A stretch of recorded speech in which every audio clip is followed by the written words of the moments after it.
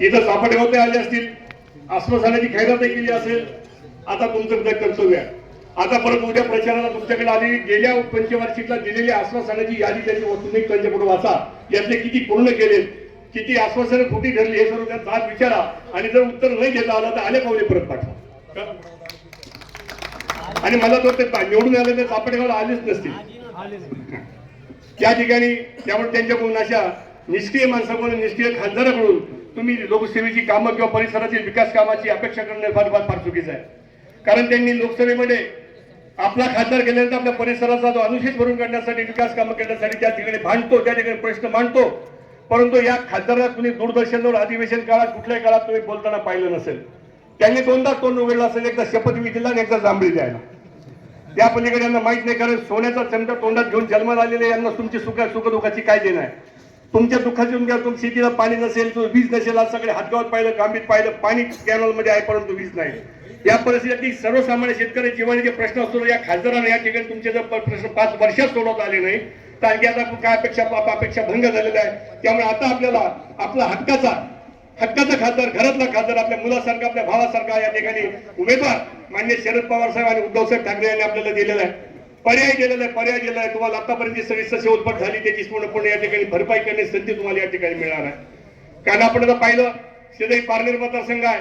पारनेर मतदारसंघामध्ये निलेश गौतम भाऊचं काम नुसत्या महाराष्ट्राने पूर्ण भारताने पाहिलेलं आहे. आज त्या पारनेरचा कोविड सेंटर आता आपल्या आता जे अहवाल आहे ते आपण नीट वाचा, घरी गेल्यानंतर तुम्हाला त्यांच्या कार्याची ओळख या ठिकाणी होईल की हा देव माणूस या ठिकाणी कसा भूतला परमेश्वराने पाठवला की ज्याने 34-36 हजार लोकांचे प्राण त्या कोविड सेंटरमध्ये वाचवले.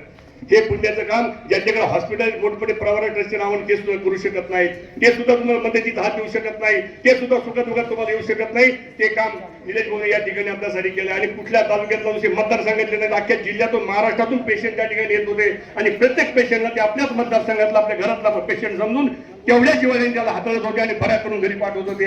आज त्यातले 36,000 कुटुंबाचे माय माऊलीचे आशीर्वाद त्यांच्या पाठीशी उभे आहेत. म्हणून आज त्या ठिकाणी युगायुगांना तुमच्या संधी करण्याची, सेवा करण्याची संधी त्यांना या ठिकाणी मिळालेली आहे. अतिशय सुज्ञ आणि अतिशय अभ्यास उमेदवार म्हणून त्या ठिकाणी विधानसभेत सुद्धा त्यांनी या ठिकाणी नावलौकिक कमवलं आहे. आता आमच्या मित्र पाटील साहेबांनी सांगितलं, शिक्षणाचं इंग्रजीचं काही विषय नाही, माणूस कर्तृत्वाने मोठा होतो. आज महाराष्ट्राच्या विधानसभेमध्ये भांडणारा आणि जास्तीत जास्त निधी मतदारसंघात आणणार म्हणून आज निलेश भाऊचं नाव त्या ठिकाणी टॉपला आहे. उद्या तेच काम खासदारकी तुमचे खासदार म्हणून संसदेत सुद्धा करतील. आणि एक उत्कृष्ट संसदपटू, एक उत्कृष्ट खासदार म्हणून या ठिकाणी तुमची छाती सुद्धा या ठिकाणी फुगून येईल.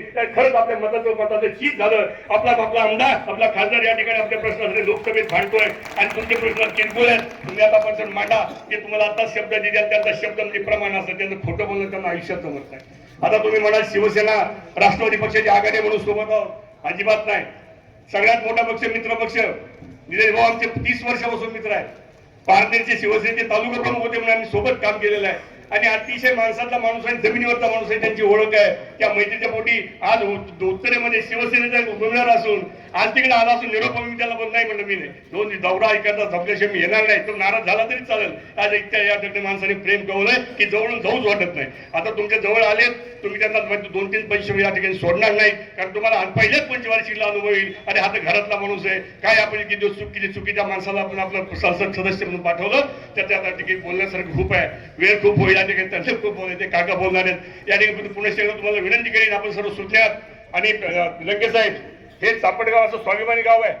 इथं 500 रुपये नोट चालत नाही, दारूची चपटी चालत नाही. ही सगळी आमची कष्टकरी मंडळी आहे आणि स्वाभिमानी मंडळी, कधी कोणाला विकले जात नाही. आणि प्रत्येक ठिकाणी एकत्र एक विचारानं मतदान करताना योग्य नेता त्यांच्या विरोधात. मागची थोडी चूक झाली असेल, ती चूक आता ते दुरुस्त करणार आहे आणि या ठिकाणी तुम्हाला जास्तीत जास्त मताधिक्य या ठिकाणी देणार आहे. तुम्ही निवडून तर येणारच आहात. आता आपली धावपळ इथून पुढची कालावधी ही झाला की दीड किती जास्तीत जास्त दीडने आपल्याला खासदार म्हणून त्यांना पाठवायचंय.